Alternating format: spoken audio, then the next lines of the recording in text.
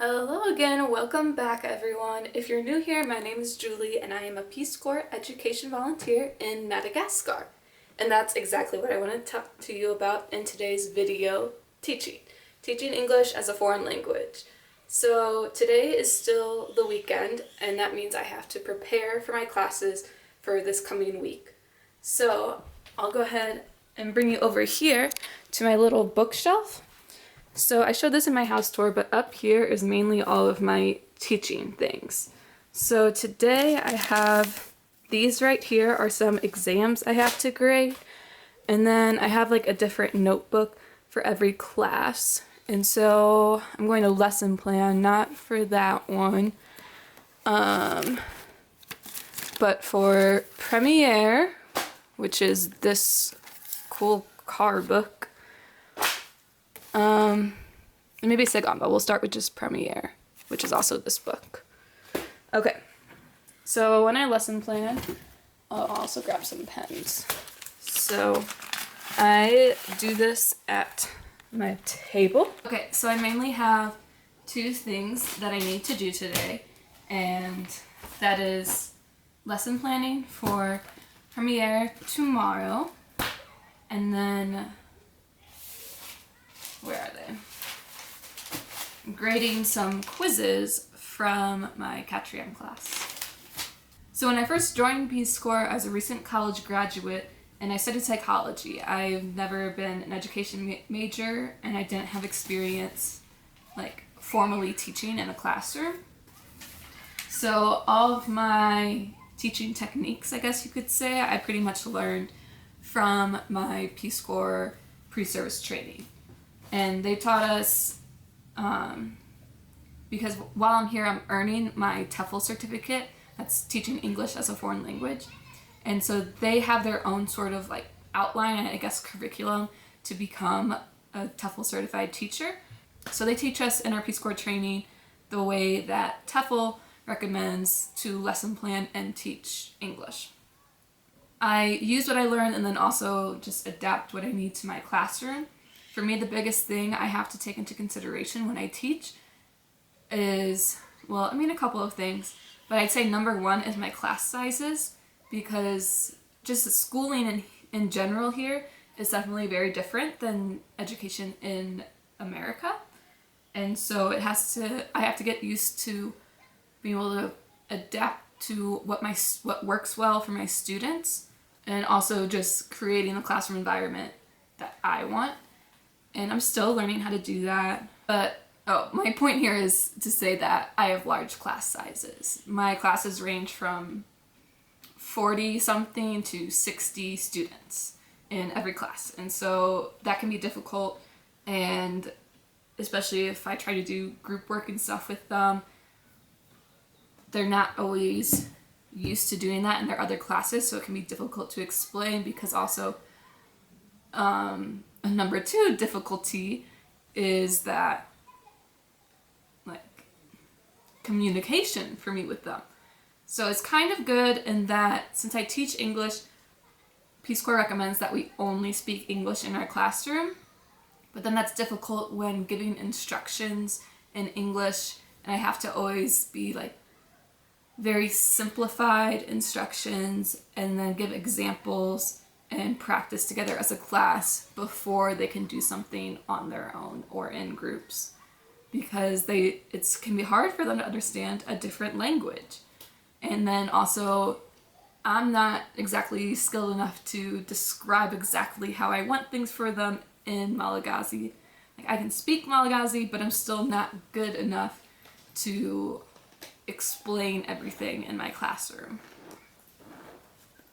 And so sometimes it's funny of that when I'm teaching them words. Let me look at one of my past classes. This is from Premiere, which is 11th grade. In Madagascar, students start learning English in 6th grade, and they have English class twice a week. So this is one of the more advanced English classes, but it's still fairly simple. So this is kind of a lesson plan for a class about mass media. So like these types of things and vocabulary that goes with these things.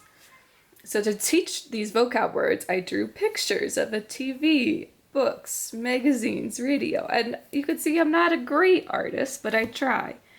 And so when teaching vocabulary, I don't always just translate. I usually don't just translate. Like down here, this was all about newspaper. And so we were talking about newspaper sections, weather, sports, local, international, national, fashion, food. And so then over here, I gave examples of each type of news. So like international news is news about different countries. Fashion is about clothes, style, food. They know food. Obituary, it's about the dead. So very simple things. So yes, I'm going to start with grading my quizzes. That's one more bad thing about having large class sizes, is that there's a lot of things to grade. So I always do it really quickly. And this is for my youngest class that I teach, which is 8th grade. And so whenever they have an exam, I print out the questions on a piece of paper for them. I don't have to. I could write the questions on the board and they'll copy it down on their own piece of paper, but then this is how they turn in their quizzes. It's just I guess you could say like on a loose leaf piece of paper that they just write their answers on and they turn that in. So I'm gonna get into the exciting task of grading these. Hey, so I'm like a little over halfway done grading my Catrium quizzes, and I'm gonna go ahead and take a break to do the lesson plan for Premiere, and I wanted to show you what kind of resources and tools I use to make my lesson plans. So this book is the national curriculum. For public schools, this is the curriculum they follow. Private schools may or may not follow this. They might make their own, but it's generally the same as this, maybe a different order. So these are the units of things that the 11th graders learn about. And then, also Madagascar uses French stuff, so you can see like the front page of all this is all French stuff. I don't know what that means. But since this is an English curriculum, there's the rest of it's more like in English. So there's the index on the other page I showed you, and this is sort of more of like a detailed index, I guess you could say. And then when you get to certain units, so this is one about health issues. It has vocab that you can ask. See in this middle box here. So there's questions like kind of to learn a dialogue about it, and then suggested activities is a dialogue practice because then that matches the questions.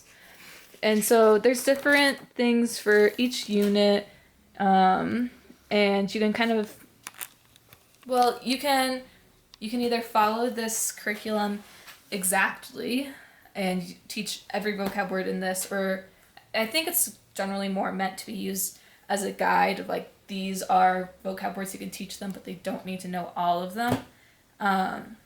And among Peace Corps volunteers, we kind of vary about how much we use this. If we just go off of like, this is the topic, and so I'll teach what I want about that topic, or if we do everything to the T as it's written in this book.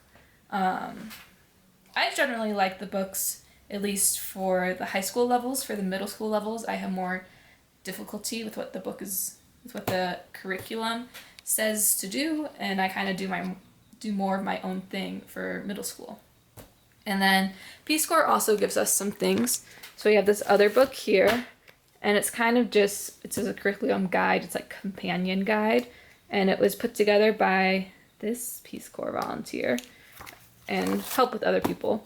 And so it also has units that are supposed to correlate with the national curriculum, but since this is old, there's a new curriculum, it doesn't quite always match, but you can still just like pick different activities and exercise from it, or like here's a dialogue, I could use a dialogue from this in my class as an example, so I can like pull things from that too to use as my resources. But I kind of do a mixture of having my own notes and ideas and using the ideas and exercises in my Peace Corps, like the companion guidebook and the national curriculum book.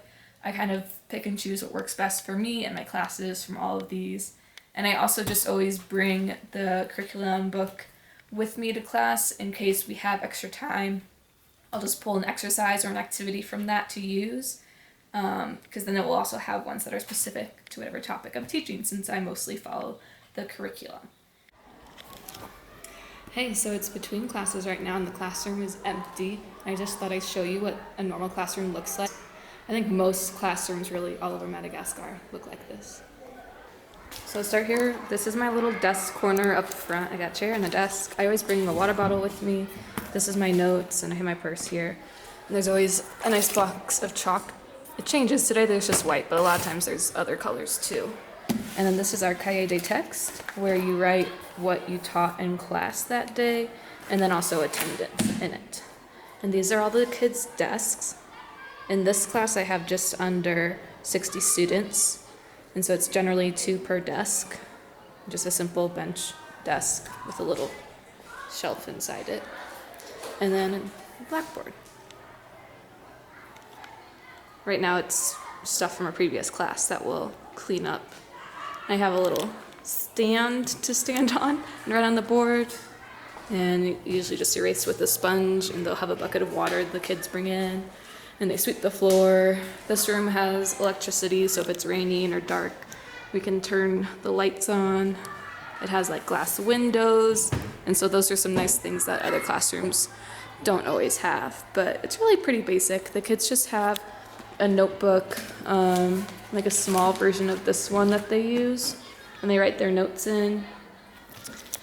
And so I just write stuff on the board and they copy it down, or I'll write an exercise on the board and they'll do that work in their notebook, and then we'll go over and correct it.